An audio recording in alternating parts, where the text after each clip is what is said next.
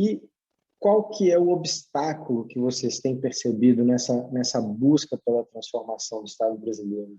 Particularmente, eu divido um pouco da visão que o próprio Instituto tem sobre o país. E eu acho que o grande desafio é convencer boas pessoas a se envolverem com a gestão pública.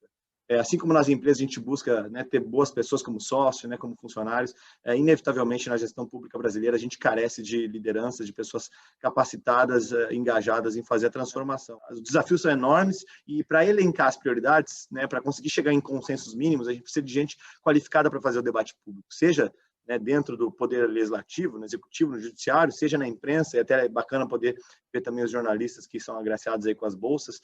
Para responder a pergunta principal do painel, é difícil, tem muita resistência.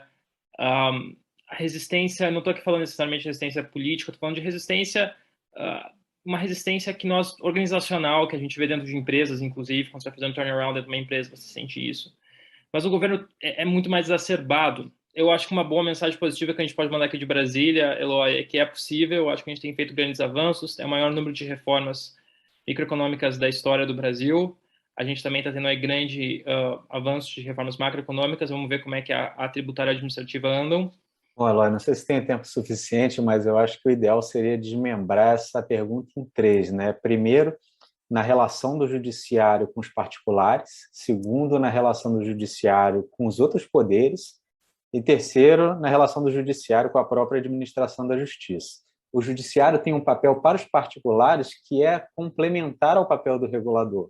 Então, quando o judiciário julga questões envolvendo planos de saúde, construção civil, questões consumeristas, tudo isso muda a alocação de recursos na sociedade, muda decisões de investimento, muda a forma como os consumidores e os fornecedores se relacionam.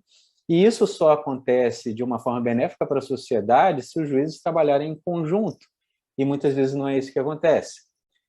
Quanto ao papel do judiciário com os outros poderes, o que precisa mudar, e de forma urgente, é a própria substituição do julgador às decisões políticas que cabem ao administrador, ao legislador. E não é esse o papel do judiciário, pelo menos na minha visão. O papel do judiciário é ajudar que o Gianluca e que o Felipe tomem decisões melhores enquanto legislador, enquanto administrador público. E terceiro, tem relação com o judiciário e a própria administração da justiça, porque me parece que a gestão da atuação do judiciário ainda é muito arcaica. O que vocês ainda pretendem fazer que ainda não conseguiram, sabe? Mas está naquela listinha de desejos ali? Eu gostaria de, até a minha saída do governo federal, tocar em regulação urbanística de uma maneira ampla. Regulação urbanística no Brasil, para mim, especialmente os planos diretores e os códigos de obras, são as maiores fontes de discriminação racial, desigualdade e dificuldade de mobilidade social.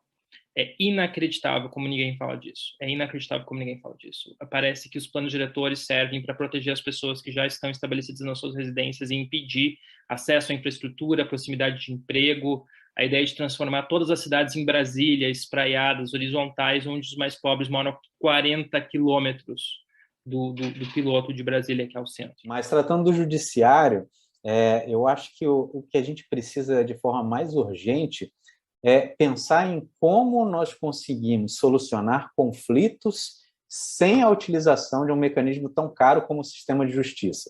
E, em segundo lugar, o índice de acordo depende muito do valor de litigar. Nos Estados Unidos é caríssimo litigar, não que seja bom ou seja ruim, mas à medida em que o custo para litigar é muito baixo, alguém paga por isso, o contribuinte está pagando por isso. A próxima pergunta é voltada não só para o grupo de bolsistas do Instituto Lean, mas para a população em geral. Como é que as pessoas podem contribuir nessa transformação do Estado brasileiro? O papel, né, de cada cidadão na participação da democracia não se limita só a ir lá e votar, enfim, votar no Felipe, votar em quem tiver maior predileção política. A nossa democracia se faz no dia a dia, a democracia se faz com informação, com procurar saber, com participar da sua comunidade, né? Complementando o que o Bruno colocou, né, essa participação ativa é fundamental, né? E aí eu digo, não só de acompanhar, mas eu diria que você cobrar de quem está ali fazendo papel de representação, falar sobre o assunto, expor sua opinião, e dessa forma, expondo sua opinião, influenciar a sua rede. Se você quiser se envolver com os assuntos do país, se você quiser se ouvir, o que eu sugiro realmente é você ignorar os ruídos políticos que sempre acontecem em qualquer situação. É isso que eu faço, pelo menos. E olhar as questões técnicas, olhar o que está acontecendo e se envolver com isso. Então, falar de reformas, buscar entender elas, participar delas, mandar sugestões sobre as políticas públicas, sobre as transformações, sobre os conteúdos, não sobre a política em si. A política deveria ser um meio e não um fim em si próprio. E agora, para fechar, um conselho. O que vocês têm aí a dizer para essa turma que está embarcando para sua pós-graduação? Olha, no meu caso, eu procurei me envolver no maior número possível de atividades extracurriculares ou eletivas. E conhecer, aproveitar esse momento para conhecer as pessoas e cultivar esses contatos que a gente faz. E além do que o Felipe colocou, eu acho que vão assim completamente desligados de tudo que vocês puderem. Se puderem ir solteiros, vão solteiros. Se puderem ir sem pensar no trabalho depois, vão sem pensar no trabalho depois. Vão com a mente aberta, vão descolados e tentem levar isso como uma experiência não só profissional, mas também pessoal. Eu acho que esse tipo de experiência é uma experiência de imersão, é uma experiência de transformação, você realmente precisa nadar nesse lago que a experiência vai te dar. Ninguém pediu, mas vou dar 2 conselhos. O primeiro seria tentar pensar fora da caixa da sua área de atuação. Talvez as maiores lições que eu tenha aprendido em Harvard foram em faculdades que não é de direito. Essa seria uma primeira dica.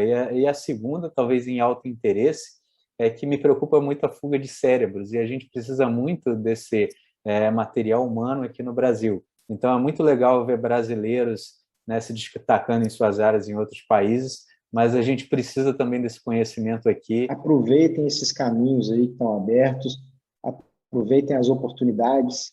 Aquele chavão do cavalo selado que passa na sua frente, ele é verdadeiro e, com certeza, essa oportunidade que vocês estão tendo, ela vai abrir uma porteira de cavalos selados aí que vão passar. Vocês têm que, de fato, pular em cima deles e seguir adiante. Muito obrigado, foi um prazer, viu, Felipe, Bruno, Gianluca.